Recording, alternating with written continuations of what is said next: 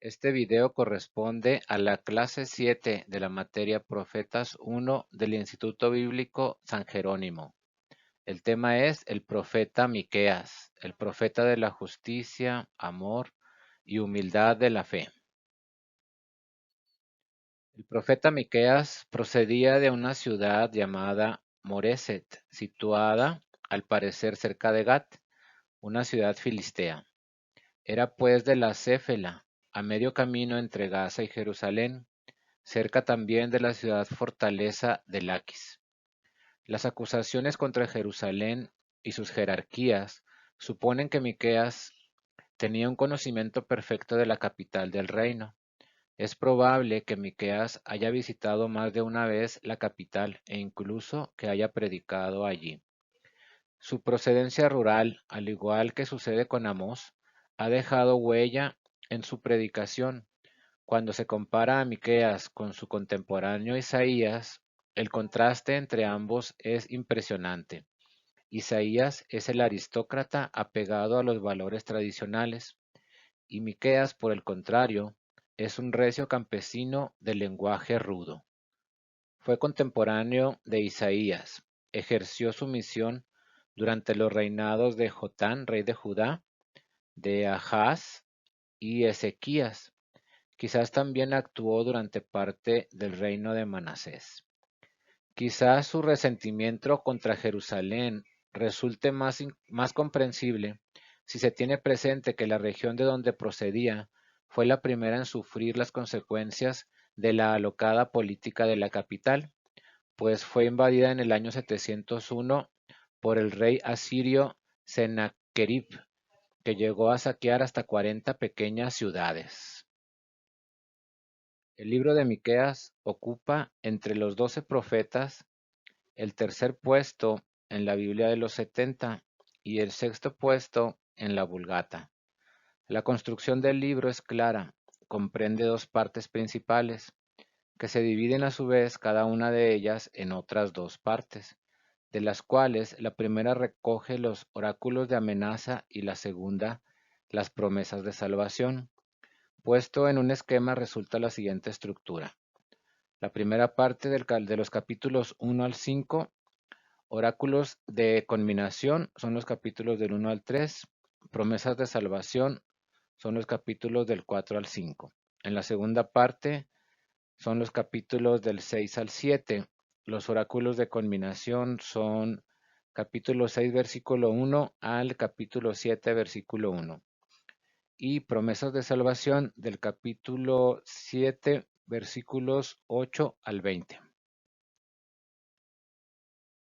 El mensaje del profeta Miqueas se dice que es un profeta profundamente consciente de su misión profética.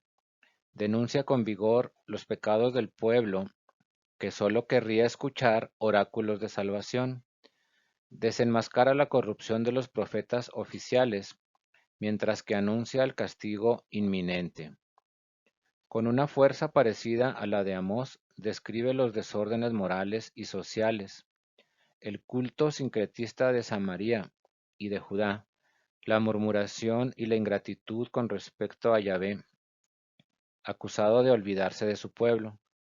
Denuncia la confianza en la fuerza militar, las injusticias sociales de los grandes propietarios, el lujo y la explotación de los débiles por parte de los guías del pueblo. El juicio. Samaria será destruida en el año 722.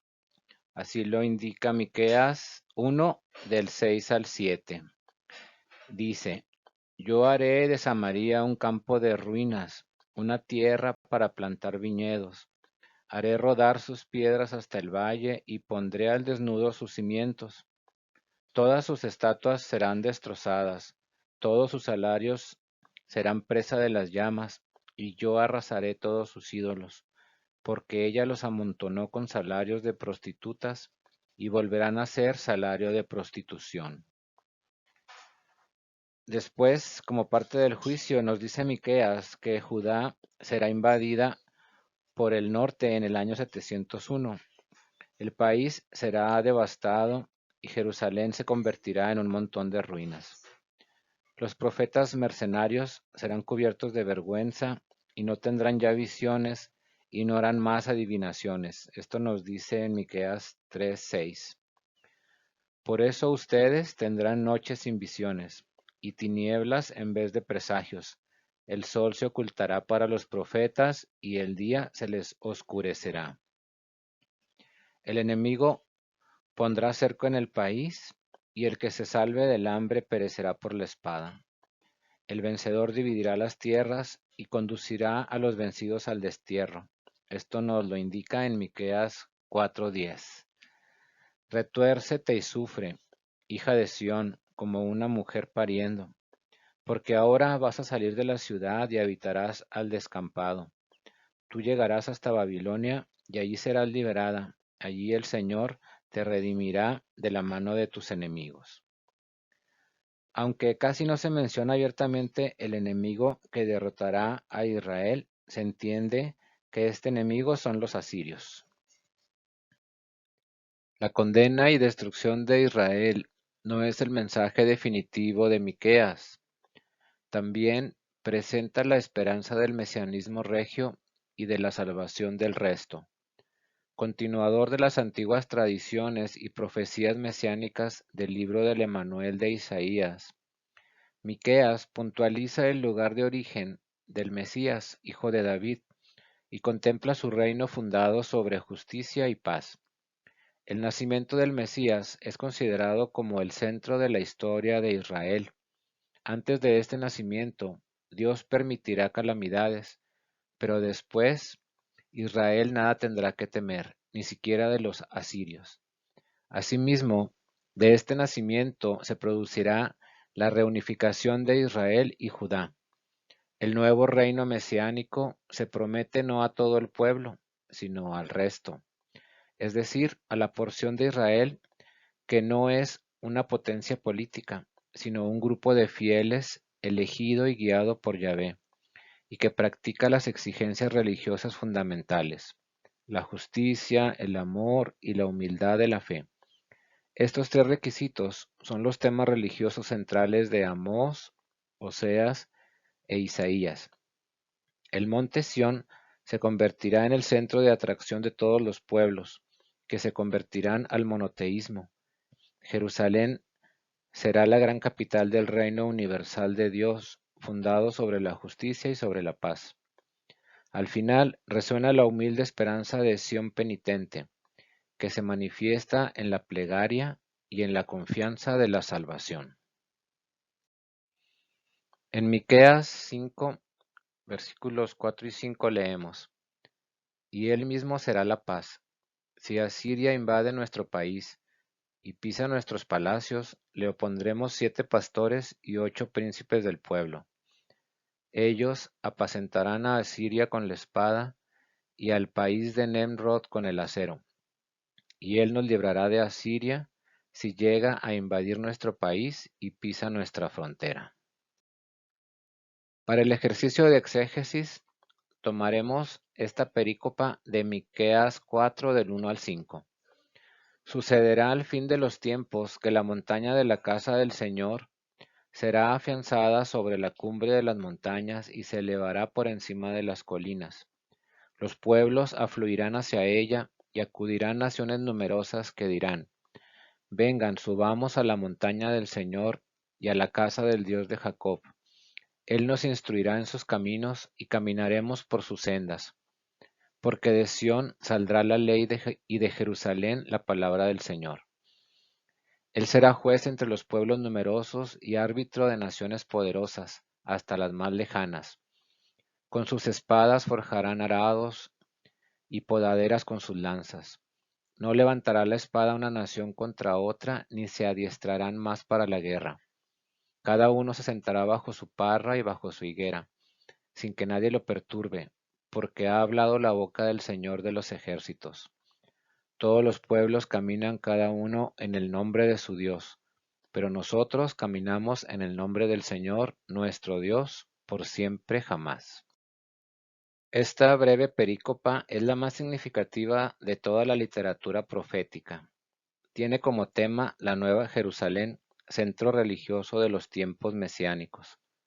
Para algunos, Miqueas la habría tomado de Isaías.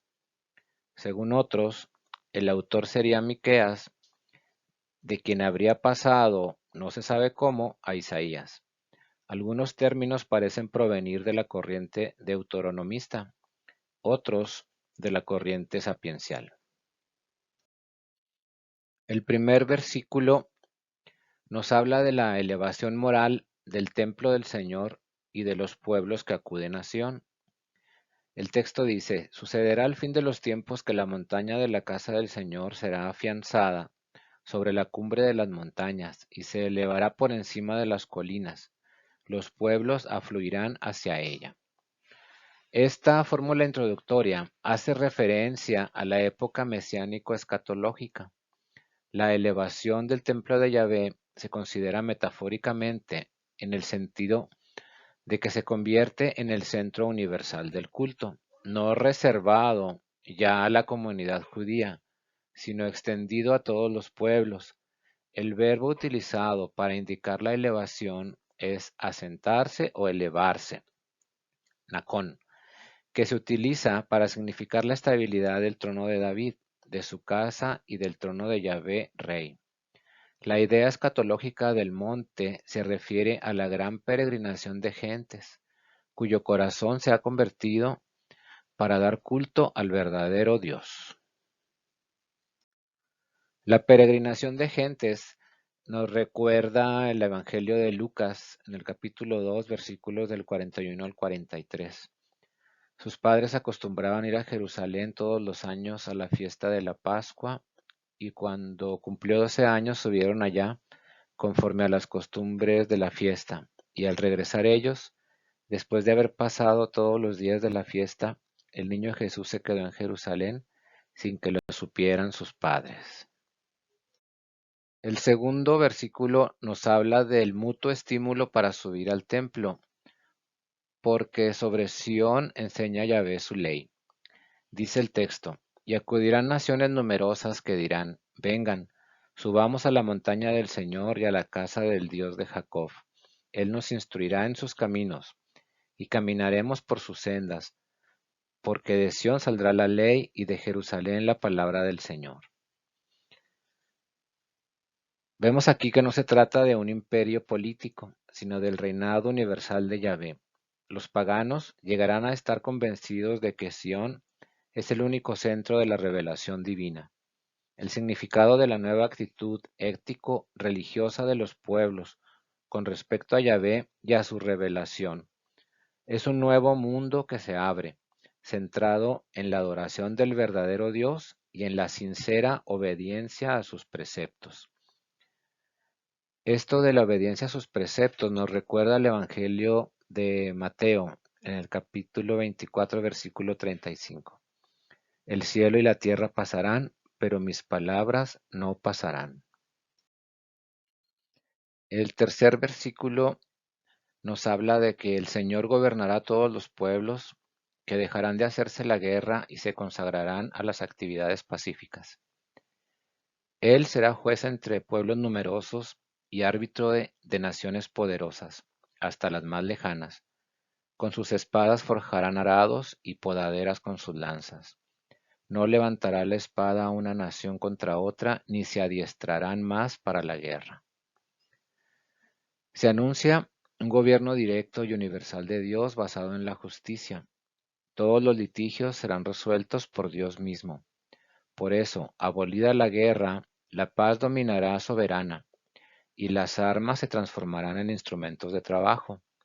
Esta concepción teocrática del reino prevé que solo Dios gobernará el mundo, y nos recuerda al Evangelio de Juan capítulo 12 versículo 47. Si alguno oye mis palabras y no las guarda, yo no lo juzgo, porque no vine a juzgar al mundo, sino a salvar al mundo. El cuarto versículo nos habla de que por eso Israel gozará de prosperidad. El texto dice: cada uno se sentará bajo su parra y bajo su higuera, sin que nadie lo perturbe, porque ha hablado la boca del Señor de los ejércitos. Este versículo nos muestra ahora al pueblo de Israel colmado por los beneficios de la paz. El ideal del bienestar para un hebreo era poseer un terreno y gozar del reposo bajo la vid y la higuera.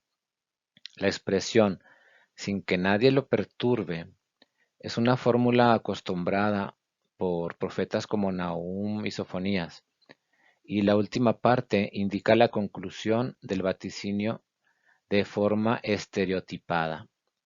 Cuando nos habla de la vid y de la hoguera, nos recuerda a los evangelios de Juan y de Mateo. De Juan sería el 15:5 que dice: Yo soy la vid, ustedes los sarmientos, el que permanece en mí y yo en él, ese da mucho fruto, porque separados de mí nada pueden hacer. Y Mateo 24:32 dice: De la higuera aprendan la parábola. Cuando su rama ya se pone tierna y echa las hojas, saben que el verano está cerca. Versículo quinto. Caminando en el nombre del verdadero Dios. El texto dice: Todos los pueblos caminan cada uno en el nombre de su Dios, pero nosotros caminamos en el nombre del Señor nuestro Dios, por siempre jamás. Nos explica que parece ser una formulación litúrgica. El sujeto es la comunidad judía, o sea, todos nosotros, que aunque está al corriente de la promesa de Yahvé, se da cuenta que vive aún en un mundo que está muy lejos de la realización. Los pueblos están todavía divididos, adorando cada uno a su propio Dios, pero la comunidad judía confiesa su fe al único Dios, y que es la condición esencial para la conversión de los pueblos y para el reinado universal de Yahvé y glorificación de Sión. Esto nos recuerda al Evangelio de Juan, capítulo 3, versículo 17. Porque Dios no envió a su Hijo único al mundo para juzgar al mundo, sino para que el mundo sea salvado por él. En resumen, diremos que esta admirable profecía anuncia para los tiempos escatológicos la conversión de los pueblos paganos a la adoración del verdadero Dios y a la constitución del reino universal de Yahvé, fundado en la justicia y la paz. El cuadro general es de tipo cultural. Jerusalén se convierte en el centro del nuevo reino al que acuden los paganos. Es universalmente admitido que desde Sión se propaga la revelación divina y el conocimiento de la voluntad de Yahvé. Cuando todos los pueblos están unidos en el monoteísmo puro y en el culto al verdadero Dios, entonces se hace posible la paz mundial, y por eso también la paz de Israel. Entonces los armamentos serán utilizados como instrumentos de obras de paz y de progreso, no de destrucción y de ruina.